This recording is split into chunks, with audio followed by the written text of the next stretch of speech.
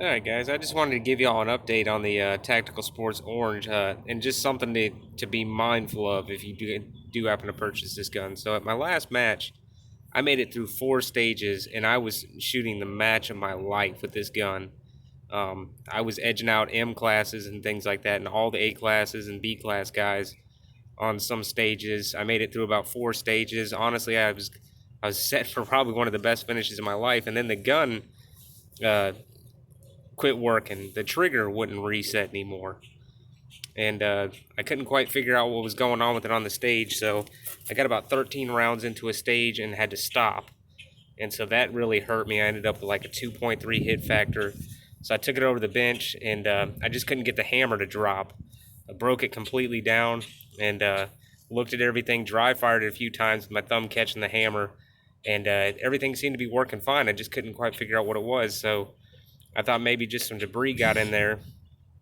So I put it all back together, went to the last stage of the match, and about 10 or 12 rounds in, it started to happen again where I was having to squeeze the trigger really hard to get the gun to fire, and then it just kind of quit working. And so I contacted CZ about it, and they told me to make sure that I Loctite it down, that it was recommended that I Loctite down the over travel screw. I'm going to point this up here. The over travel screw is right in that hole. That's where it would be. Apparently, sometime during the match, that thing fell out.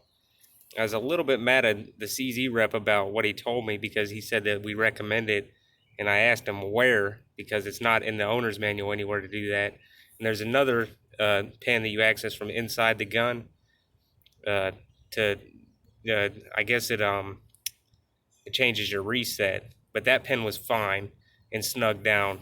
But my over travel screw's gone, and apparently that can cause the gun to not reset. I thought the trigger would just travel too far, and it wouldn't be fun shooting. But just something to be aware of if you do purchase one of these. I like to keep you guys updated on what happens with these guns, so check that pin right there whenever you get the gun, and just put a little bit of blue lock, pull it out, put a little bit of blue Loctite on it, and put it right back where it was. The factory sets it in kind of the optimal spot, but I never looked at it. I never thought to look at it, but apparently after about 1,500 rounds of this gun, it just rattled its way loose. It's a bit of a bummer. The gun's down for right now because they don't have any spare pins to replace it. They got them on back order. Maybe they'll send it to me for free. I'd certainly hope so. But anyway, that's the update on this gun. And I just realized I'm right around 600 subscribers, so thanks to everybody who's watching the channel.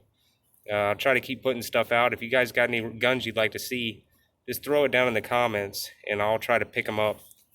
But I really love the way this gun shoots. It just had that one little issue right there.